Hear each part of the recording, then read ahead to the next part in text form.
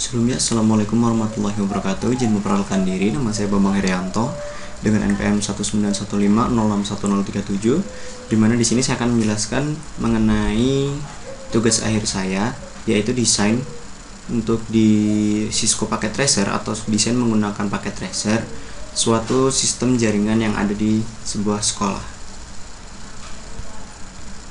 Ya, untuk tampilannya sendiri seperti ini. Di sini saya menggunakan 18 PC, ada 18 PC. Lalu ada 9 switch dan 3 router, 1 modem, 1 cloud dan 1 server. Nah, untuk hal di sini sendiri dimana di sini terbagi jadi beberapa kelas, jadi 9 kelas, dimana kelas pertama saya isi dengan 2 PC. Ada kelas 2, ini ada kelas 1 yang untuk yang ketiga, ada kelas 2 berikutnya dan seterusnya. Baik, nah di sini sendiri saya menggunakan beberapa hal, yaitu setting IP. Hal yang pertama kita lakukan untuk membuat ini semua terhubung yaitu dengan memberikan alamat IP. Nah, kita masuk ke switch-nya tadi. Di sini pastikan semuanya sudah on sini agar nantinya tidak terjadi permasalahan pada saat penghubungan. Nah, untuk menghubungkan dia sendiri, untuk dari sini saya menggunakan kabel yang copper strike drop-nya. Nah, sementara kalau untuk yang ini menghubungkan antara router, untuk menghubungkan antar router sendiri saya menggunakan kabel yang copper crossover. Nah, selanjutnya untuk yang menghubungkan antara cloud dengan modem, di sini saya menggunakan kabel yang namanya kabel PON. Nah, kabel PON sendiri saya gunakan, dan yang lain saya masih tetap sama menggunakan kabel copper strike. Untuk di router sendiri saya menggunakan beberapa konfigurasi untuk memasukkan IP, dimana di sini bisa kita lihat salah satu contohnya. Ya. Nah, di sini saya awalnya menggunakan dengan cara konfigurasi terminal. Ya, setelah konfigurasi terminal, maka saya akan memasukkan konfigurasi berikutnya, yaitu di sini sudah saya catat beberapa hal yang saya masukkan, dimana saya menggunakan konfigurasi terminal seperti ini. Saya contohkan kembali. Kita klik config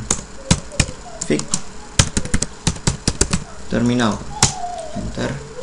Ya, setelah muncul seperti itu, maka kita akan langsung memasukkan ke interface. Kita cari dulu interface yang akan kita isi. Misalkan di sini adalah interface F0/0. Jadi kita masukkan di sini adalah interface FA0/0. Kita enter IP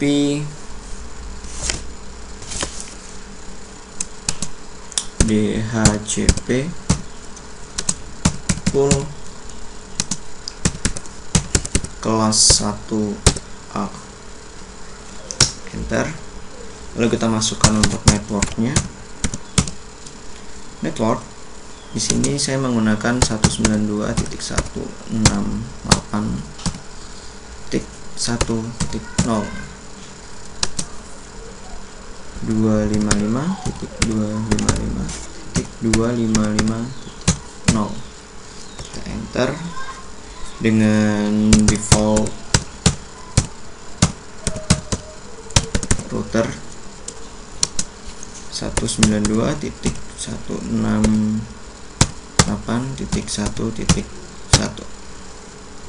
Ya, kita enter. Lalu kita masukkan DNS server yaitu 8888. Kita enter, lalu selesai.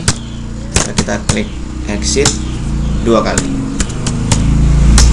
dan kalau sudah, kita tekan Ctrl C, lalu kita tuliskan write. Ya, ini sudah berjalan. Lalu kita masuk ke konfigurasinya. Kita ke fast ethernet 0/0. Karena tadi udah masukkan, kita masukkan sesuai dengan default router yang di sini. Untuk IPv4 addressnya kita klikkan manual 192.168.1.1. Nah, dengan otomatis subnet masknya akan ada dan ini akan kita centang on kan, maka di sini akan hijau kabelnya sebagai tanda bahwasannya sudah bisa berjalan. Lalu untuk server, selain ini, ketika kita sudah memberikan dia alamat IP, maka dengan otomatis pada PC-nya kita bisa cek untuk di IP configuration-nya, kita rubah ke DHCP, nanti otomatis dia akan berubah sesuai dengan alamat IP yang sudah kita masukkan secara otomatis. Begitupun dengan yang lain, kita lakukan hal yang sama. Lalu selanjutnya di sini ada untuk sebagai penghubung di sini antar router. Nah, dimana kita contohkan di sini ada FA7/0 ya. Karena kita masuknya di FA7/0, maka kita di sini klik masuk ke bagian RIP ya. Pada bagian RIP sendiri ini kita masukkan dulu semuanya dari tiap-tiap PC ini dengan cara masuk IP configuration. Kita lihat default gateway-nya 1.1, maka kita akan masukkan juga di sini di bagian RIP ya 192.168.1.0 ya. Kita masukkan semuanya sampai dengan tiga-tiganya. Setelah itu kita masukkan di yang alamat berikutnya juga. Untuk yang di bagian sini kita masukkan agar nantinya bisa saling terhubung antar komputer.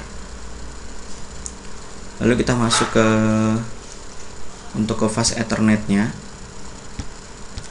Misalkan di situ tadi ada FA7,0, maka di sini kita masukkan alamat IP address-nya itu bisa sesuai keinginan kita.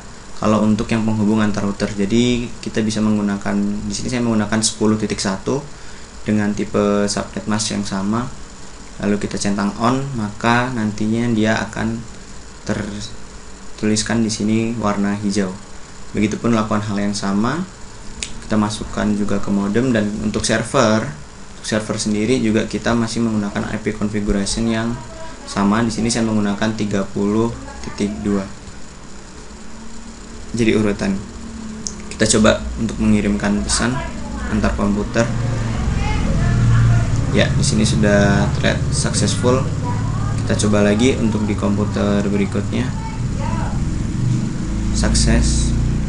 Begitupun seterusnya, maka dia akan sukses. Jika dia sukses seperti ini, maka dia telah berhasil. Tidak hanya di sini saja, namun di bagian yang kedua juga iya, sudah sukses. Begitupun yang selanjutnya. Dengan cara ini, maka kita sudah bisa melihat atau bisa memastikan bahwasannya setiap komputer pada PC atau internet pada PC-nya itu saling terhubung dengan komputer yang lain dengan cara mengirim pesan tersebut, baik itu ke server sendiri maupun ke antar komputer. Nah, untuk desain seperti ini sendiri, ini dengan otomatis alamat IP akan terisi jika routernya di tiap-tiap FA atau default gateway routernya sudah kita isi, maka dia akan otomatis bisa digunakan. Begitupun dengan internetnya pun akan bisa digunakan, atau bahasanya lebih mudah dikatakan internetnya sudah terkoneksi atau sudah terstabilkan dari cloud ke modem, lalu ke dari router-router sendiri akan dibagikan melalui switch. Nah, dari switch akan terhubung ke tiap komputer di kelasnya masing-masing. Nah, untuk pada saat ini sendiri saya menggunakan di sini untuk kelasnya bisa kita lihat di sini alamat IP-nya pada fast Ethernet. Di sini sudah tertera bahwasanya alamat IP-nya 192.168.1.2. Untuk yang di sini titik 1.3. Selanjutnya pun akan terus begitu, titik 2.2 sampai dengan yang terakhir pada PC17 juga akan sama, akan secara otomatis terisi alamat IP-nya apabila sudah dibuat seperti ini. Untuk pengisian alamat IP tidak ada perbedaan, semuanya sama. Pada router 1, router 2 masih juga menggunakan cara yang sama, yaitu dengan cara kita mengenablekan, kita konfigurasi terminalkan, lalu kita buka ke interface-nya dengan cara kita klik buka di CLI-nya. ya di CLI. Misalkan kita enter, kita coba lagi di sini. Pertama kita klik enable, kita ketikkan enable, maka akan otomatis berganti menjadi router. Maka dari router ini baru kita bisa masukkan seperti yang awal tadi, config terminal. Maka kita masukkan ke interface. Pastikan kita cari dulu di sininya interface yang akan kita isi apa. Di sini FA 0/0. Nah, maka kita masukkan interface FA0/0.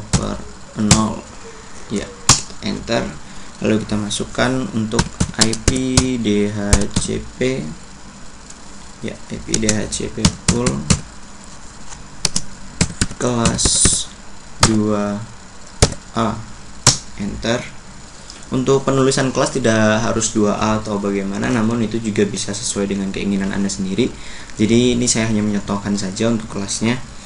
Lalu kita masukkan network .192.168. Ya, untuk network sendiri itu sesuaikan dengan urutan. Jadi misalkan tadi di sini sebelumnya di sini ini sudah ada 1 2 3 4 5, yaitu di sini FA0 nya yaitu FA1, di sini 2 3, berarti di sini kita masukkan 4.4.0. Di sini tetap kita masukkan subnettingnya 255.255.255.0. Kita enter, kita masukkan default routernya. Nah, pastikan untuk default router itu tidak jauh berbeda dari network yang sudah kita masukkan atau alamat IP network di atasnya. Nah, misal 192.168.4.1, namun pastikan berbeda dengan yang atas pada bagian ujungnya. Ya, jika sudah, kita masukkan enter, kita masuk ke DNS server. Ya, DNS servernya kita masih tetap 8888. Kita enter. Setelah selesai kita exit, lalu kita exit kembali. Jika sudah, kita Ctrl C dan kita klik right, lalu enter. Ya, ini tandanya sudah berjalan, konfigurasinya sudah berhasil. Kita buka ke konfigurasi, kita masuk ke fast Ethernet yang 0/0. Ya, pada keadaan sebelumnya itu kita off. Jika kita off, maka router di sini masih merah. Maka kita masukkan di sini untuk IP4 address-nya, pastikan sama dengan default router yang sudah kita buat tadi, yaitu 192.168.4.1. Jika ini sudah kita isikan, maka kita klik ke subnet mask-nya, maka dia otomatis akan terisi. Selesai, kita klik on kan. Nah, setelah on, maka kita X dan kita tinggal menunggu ini menjadi kuning, titik oranye ini menjadi warna hijau. Jika sudah berganti menjadi warna hijau, maka sudah otomatis hal tersebut sudah terhubung antara IP1 dengan IP lainnya. Misalkan kalau sudah terhubung, maka akan terdapat warna hijau seperti ini. Kita coba kirim lagi pesannya dari PC8 ke PC9, maka di sini akan tertera successful. Nah, ini contohnya yang kita baru saja selesai. Coba kita kirimkan pesan dari PC6 ke PC7. Ya, dan sudah successful atau berhasil. Kita buka di sini untuk IP configuration-nya, kita rubah ke DHCP dulu yang tadi awal. Seperti awal kita rubah ke DHCP, maka dia otomatis akan masuk di sini. Ya. Ketika sudah masuk, maka kita bisa cek dengan seperti ini, maka dengan otomatis alamat fast Ethernet-nya akan berubah secara otomatis. Ya, mungkin itu saja yang dapat saya sampaikan. Lebih dan kurangnya saya maaf. Saya akhiri, wassalamualaikum warahmatullahi wabarakatuh. Ya, dan itulah contoh dari halaman network yang akan saya buat untuk di sekolahan. Terima kasih.